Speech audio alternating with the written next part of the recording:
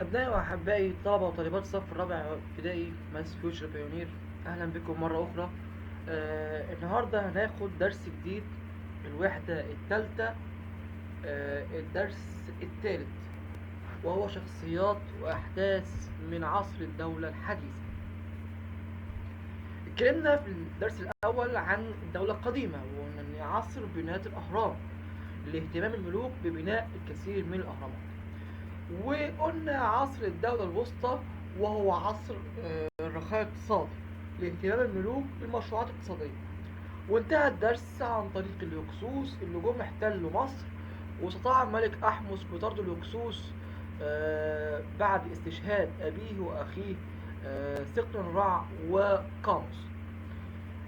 الدولة الحديثة تعد امتداد للملك أحمس، حيث كل الملوك اللي في العصر ده اهتموا ببناء جيش قوي، جيش مسلح بأحدث الأسلحة وقوي جدا يقدر يحارب ويدافع عن البلاد. عشان كده سميناه عصر المجد الحربي. السؤال بيجي يقول لك ازاي؟ بيقول لك بما تفسر سمي عصر الدولة الحديثة بعصر المجد الحربي؟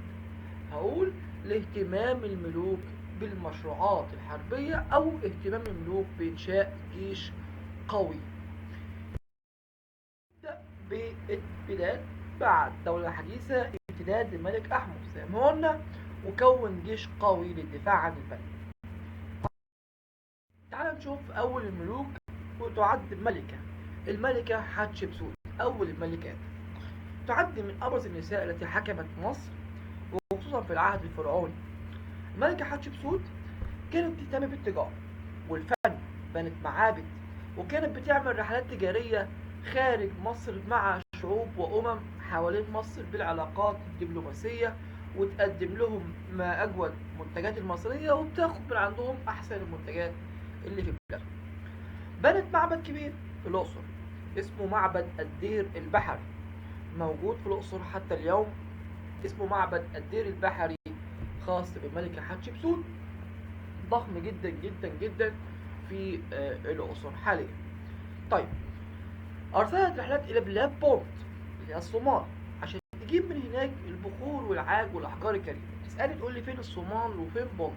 تحت أقصى جنوب السودان، بعد السودان تحت تقريبا في دول غرب أفريقيا. أيوة، بونت حاليا تسمى الصومال، كانت بتجيب من عندها بخور والعاج لغسيل الفيل والأحجار الكريمة زي اللؤلؤ والمرجان، ودي كلها كانت منتجات مشهورة جدا بيها بلاد بونت اللي هي حاليا الصومال.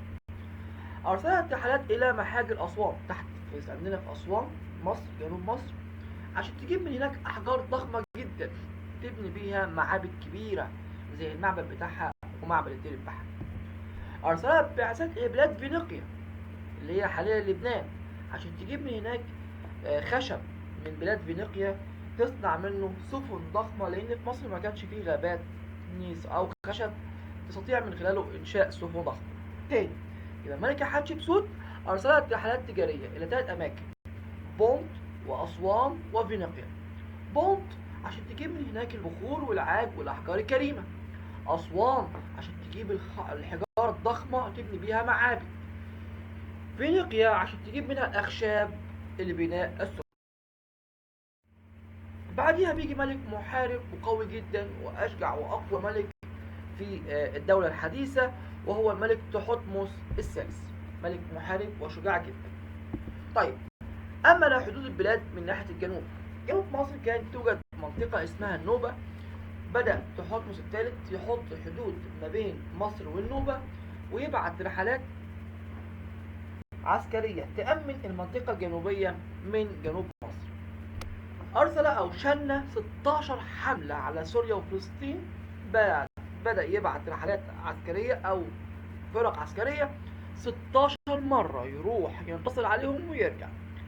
آخر المعارك اللي فاز عليهم في سوريا وفلسطين في معركة اسمها معركة مجد، معركة قوية جدا. استطاع الملك تحتمس الثالث ينتصر على سوريا وفلسطين هناك.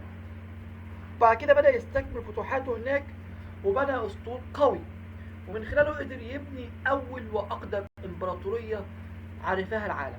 إمبراطورية عن دولة كبيرة جدا مساحتها ضخمة جدا، شملت أجزاء من العراق ومن الشام اللي هي سوريا وفلسطين ولبنان ومصر، وخدت جزء من النوبة تحت، وخدت أجزاء من البحر المتوسط.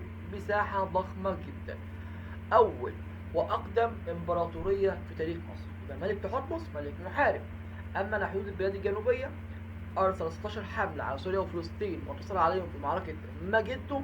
بنى أسطولا بحرية سيطر بها على جزر البحر المتوسط تبع مصر، وأقام أقدم إمبراطورية في تاريخ العالم. بعده ملك ترك أمور السياسة والحرب هو الملك آمنحتب الرابع. اسمه آمنحتب الرابع. الملك ده ترك أمور السياسة والحرب، ما اهتمش بيها، وقال لك أنا ههتم بالأمور الدينية. كان في مصر زمان قديما كل إقليم إله، كان في تعدد الآلهة في مصر الفرعونية قديما. لما جه آمنحتب الرابع قال لهم لا لا لا، مش هينفع، احنا هنعبد إله واحد بس.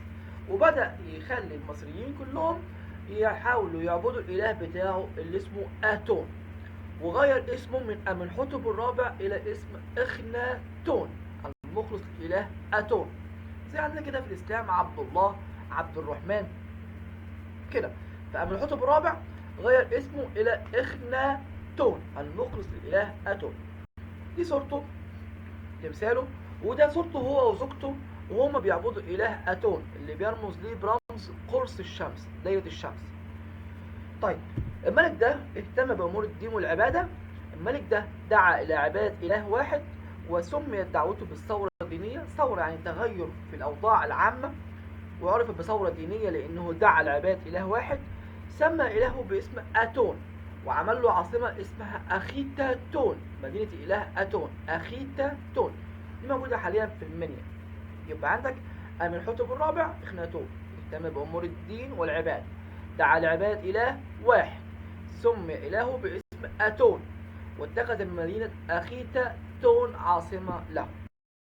بعده ملك مشهور جدا في العالم كله اسمه توت عنخ آمون.